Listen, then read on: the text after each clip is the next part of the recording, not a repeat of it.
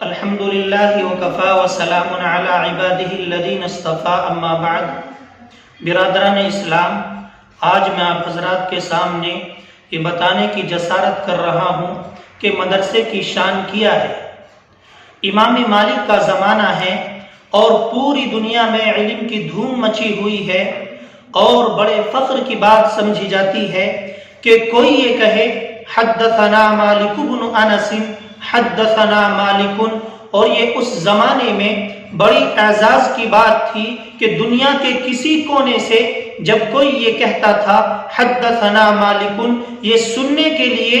لوگوں کے کان ترسا کرتے تھے اور لوگ سر اٹھا اٹھا کر دیکھا کرتے تھے کہ وہ کون سا خوش نصیب انسان ہے کہ جس کو امام مالک سے تلمذ کا شرف حاصل ہے۔ یہ امام مالک آخری اموی ابتدائی عباسی خلافت کے زمانے میں اپنی مسند درس بچھائے بیٹھے ہیں۔ یہاں میں آپ حضرات کو ایک بات بتا دینا مناسب ہی نہیں بلکہ ضروری سمجھتا ہوں کہ خلافت اموی کون سی خلافت ہے، یہ خلافت کب قائم ہوئی، یہ خلافت کس نے قائم کی۔ یہ خلافت امیر معاویہ کے اعلان کرنے کے بعد قائم ہوئی، اور یہ خلافت بنو امیہ یعنی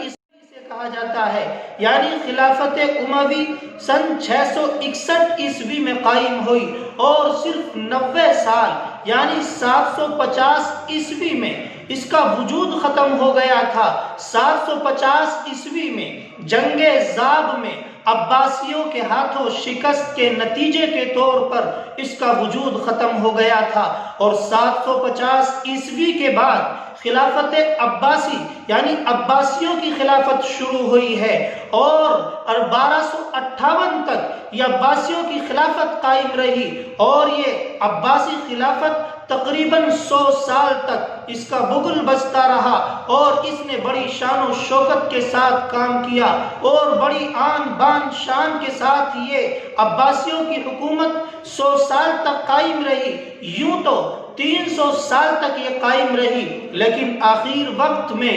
صرف نام کی رہ گئی تھی، کوئی کام اس کے لیے ایسا نہیں تھا کہ جو ابتدائی 100 سالوں میں کیا تھا، ایسا کوئی کام نہیں تھا۔ آخر کے دنوں میں صرف کام کی عباسیوں کی حکومت رہ گئی تھی۔ میں عرض کر رہا تھا کہ امام مالک آخری اموی اور ابتدائی عباسی خلافت کے زمانے میں اپنی مسند درس بچھائے بیٹھے ہیں، اور مدینہ طیبہ کے محدود شہر میں آپ کے پاس پیام آتا ہے کہ آپ دربار میں آنے کی زحمت فرمائیں،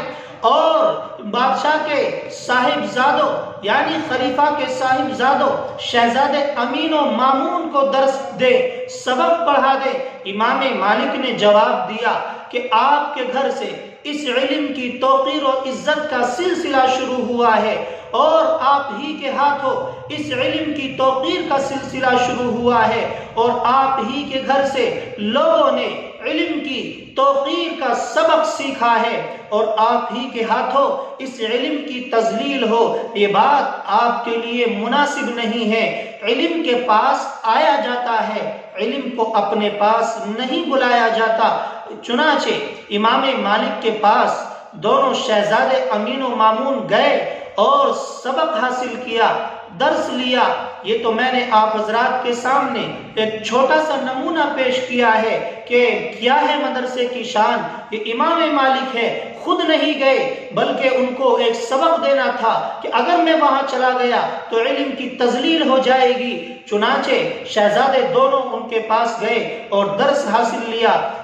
آج ہمارا جو حال ہے، خاص طور سے ہندوستان کے اندر آج مدارس بند ہے، مساجد بند ہے، مکاتب بند ہے، لیکن ہماری قوم نے مدارس کو کبھی پہچانا ہی نہیں۔ مدارس سے محبت کیسے کی جاتی ہے، علماء سے محبت کیسے کی جاتی ہے۔ اگر مدارس کی شان کو ہم پہچانتے اور مدارس سے محبت کرتے، مساجد سے، مکاتب سے، علماء سے محبت کرتے، تو آج جو حالات ہیں یہ حالات ہمارے اوپر نہ آتے۔ لیکن آج بھی جو اسکول اور کالج میں پڑھنے والے بچے ہیں، ہماری قوم اپنے بچوں کو بھیجتی ہے، ٹیوشن لگاتی ہے، پیسہ بھی خرچ کرتی ہے، لیکن ہم یہ نہیں جانتے کہ اللہ نے ہمارے اوپر کتنا بڑا احسان کیا ہے کہ ہمارے گھر کے اندر کوئی حافظ پیدا کیا، ہمارے محلے کے اندر کوئی عالم پیدا کیا، اور آج ہر محلے میں، ہر گھر میں، ہر گلی میں، ہر گاؤں میں حافظ اور عالم موجود ہیں، لیکن ہماری قوم ان سے فائدہ حاصل کرنے کے لیے تیار نہیں ہے،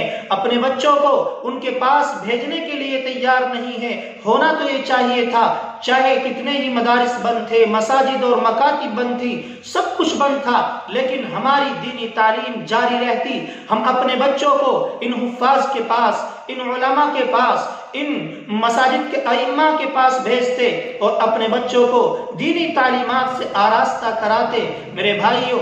میری چھوٹی سی درخواست ہے کہ ہمیں اپنے وقت کو پہچاننا چاہیے، اور مدارس کی شان، دعا کرے کہ اللہ تبارک و تعالی مدارس کی شان اور مساجد کی، مکاتب کی اور علماء کی محبت ہمارے دلوں میں ڈال دے۔ اللہ تبارک و تعالی کہنے سننے سے زیادہ عمل کرنے کی توفیق مرحمت فرمائے۔ وما علینا الا البلاغ۔